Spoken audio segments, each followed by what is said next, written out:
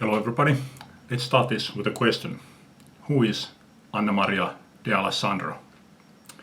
Okay, this video is a cautionary tale of the power that you hold in your hands when you make these videos and show these records, and a kind of an impact these videos can make to a young, impressionable young person like me.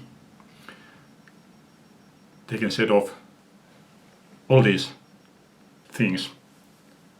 So let's start with the guilty party number one, and that is Cloudy Milder. I have shown this one before. This is Seven Sisters, The Cauldron and a Cross, and this is a new metal band. And because I don't listen to any new metal bands, I never would have got around buying this on my own unless Cloudy would have spoken so highly of this. And usually when something caught my eye on these videos, I think of checking them out on YouTube, but most of the times I don't, so they sort of fall by the wayside. But this time I checked them out on YouTube and I thought they were great, and so I ended up buying this album. This next project, when this was released, I listened to the radio station, which was a playlist radio station. I usually don't listen to the playlist stations, but because of my work, there's sometimes I can't listen to my favorite station, so I end up listening to something else. And this time I happened to listen to the playlist radio station, and unusually they played two songs from this one. This is Unisonic. And when I first talked about this album and said that this is a project by Kai Hansen and Michael Kiske, I wasn't interested in it because at the time I didn't have anything from Halloween. But I liked those two songs. I thought they were great, and so I was meant to buy this album, but as is the case, the most of the times I just didn't get around, and I simply forgot about it until Cloudy showed this, and it made me buy this album. But those weren't his biggest crime. His biggest crime was making the Ramones video, which set me off buying several Ramones albums like Loco Live from 1991, Brain Drain from 1989, and Pleasant Dreams from 1981. And I also tried to find We're Outta Here, but I couldn't find that one, but I did find it on DVD. But I haven't had time to watch this. I got this just this past week, but I will get around to it sooner or later. Okay, let's move on to the guilty party number two, which is Hannah, the Omaha introvert. Quicksilver Messenger Service was one that I had thought about buying for a very long time, but since basically the only album that I see from them is their album Happy Trails, so I didn't want that one. I wanted their debut album. And when Hannah showed this one, it finally made me try and really search for this one. And it was actually difficult to find this one, but I finally did manage to locate it. And the other one is by Love. I only had Love's Forever Changes, and I thought it was okay, but it wasn't anything special to me. And Hannah actually spoke about their album Dagapaw. But that wasn't what set me off. It was when she received this album, Love, their debut album. It finally made me go and find this one. And again, this one actually took me quite a while before I found this. And I bought this just, well, not long ago anyway. This one was on sale, so I finally found it. And I prefer this one to the Forever Changes album. Okay, let's move on to the guilty party number three, and that is Steve Carlson. Obviously, I knew about this album ever since it was released, and I knew the hit song, but for whatever reason, I never felt the need to buy this album, even though I had two of the earlier ones. But yeah, I just never felt the need to buy this album until Steve showed this one on one of his videos, and I bought Johnny Cash, American 4, The Man Comes Around. I have the first two ones, and now this is the third one of these. And next one, of the three kings, and by three kings I mean Albert, B.B. and Freddie King, my favorite is actually Albert King, but I don't really see much of anything of his stuff here. That's why I only have like a couple of compilations from him. Wisely, majority of the VC people show his album Born Under a Bad Sign, which I don't actually have that one, but I do have all of the songs from that album on a compilation.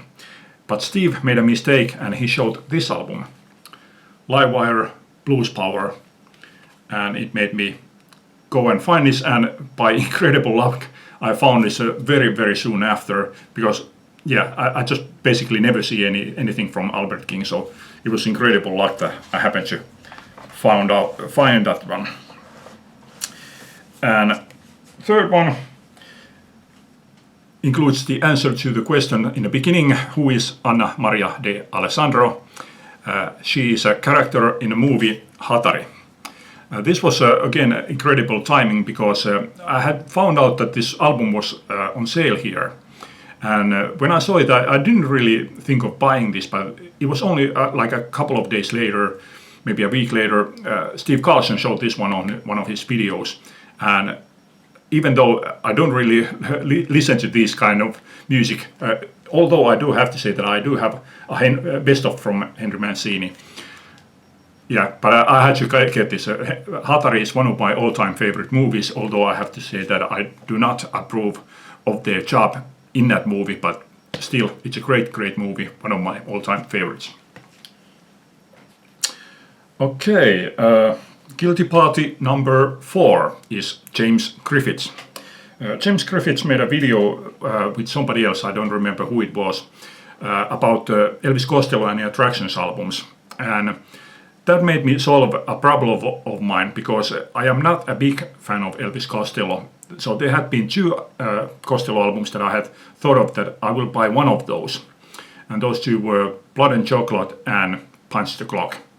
And based on that video, I decided upon Punch the Clock. The next one was in one of his own videos. He talked about Madness.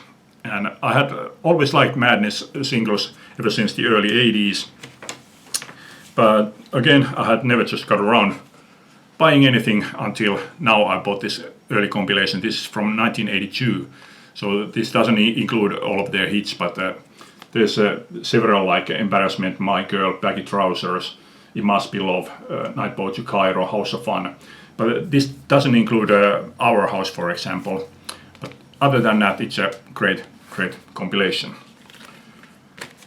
And third one is kind of an odd one, at least within this video.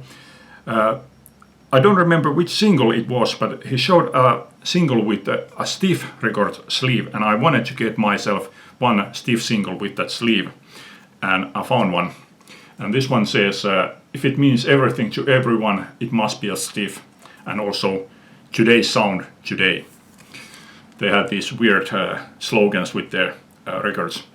This is Ian Dury and the Blockheads, or rather it's Ian and the Blockheads, Hit Me With Your Rhythm Stick. And the B-side is credited to every member. It doesn't say Ian and the Blockhead, it says Michael Carragher, John Turnbull, and so on and so on. And the B-side is called There Ain't Half Been Some Clever Bastards, which sounds odd to me. Shouldn't it be There Ain't Been Some Half Clever Bastards? Odd one, but yeah, I like those songs. Okay, which is it? Is it now number 5? Guilty Party number 5, which is My Vinyl Bar. He sent me this Slade single as a VCLT. This is Squeeze Me, Please Me, a song that I was well aware of, but it was the B-side here, Kill 'Em at the Hot Club Tonight, which I think is just brilliant. It's sort of like a 1920s songs, which include like a cameo appearance of a guitar, electric guitar on it, which is sort of like a guitar that peeks around a corner like, hello, can I pop in for a moment here? Absolutely brilliant. So that made me finally buy B-sides. This a double CD which includes 40 of Slade's B-sides. Majority of the songs are great, but well, some of the songs are understandable why they were B-sides. But it didn't stop there, and I bought In Flame. Bit unusual in style for Slade, but I thought this was great album. Yeah, brilliant. And I also bought Whatever Happened to Slade. And this one includes 9 bonus tracks because it's these salvo pressings. And this one doesn't include any bonus tracks, which is unusual. But there's all of these include great booklets also, which tells about those records. And I don't know if this will become a thing, but also one of his videos about Marillion singles have made me start buying Marillion singles. Over the previous 30 years I have bought, I think, 2 singles, and now over the last year or so I have bought now 3 singles, so I don't really know if I'm actually starting to collect these singles now, but anyway, compared to the previous years, I'm been busy buying these singles. This is Market Square Heroes. Yeah, okay, and let's move on to the last guilty party of this video, and that is Richard McCook. I used to have like 2 Princely Schwartz albums, and I had Nico's Jesus of Cool and The Convincer, and I wanted to buy something from between those 2 albums. And I think it was like 2 years ago when some of his albums were reissued, I bought Nick the Knife. But although it was okay, but it wasn't on a par with those 2 other albums, so it didn't set me off buying anything more. But watching Richard McCook's videos on Nick Lowe's albums, I decided on buying Pinker and Prouder Than Previous, and this one was great. I thought this was just great album. And that set me off buying more. I bought Princely Schwartz. This is 2 albums on 1 CD. This is Silver Pistol and Please Don't Never Change. And I bought Labor of Lust and The Old Magic. And all are great albums with the exception of one song from this album, Restless Feeling, which is something that should be played in a bingo hall. Just awful, but other than that, those were all great albums. And because it also included the Rockpile, I finally bought myself Rockpile Seconds of Pleasure, which I've always had on a CD. But now I finally found this one on vinyl, including the EP, which has been difficult to find. And this EP actually includes my favorite song of this album and EP set. My favorite being Poor Jenny. And because Rockpile also includes Dave Edmunds, I also bought Dave Edmunds Twanging, and I managed to find this one with the original inner sleeve, although there's not much to the inner sleeve, but anyway, I happened to find it. And I also bought a reissue of Repeat When Necessary, and luckily this reissue comes with the insert, because the insert includes the information about the songs, because as you can see, the sleeve doesn't say anything about the songs on the album. And I also found Nick Lowe's The Impossible Bird. So that's it for this time. So I hope you people of the VC keep this lesson in your mind and be careful with what you show. Remember your responsibility. That's it for this time. Hope you like this. Thanks for watching. Leave a comment. Bye.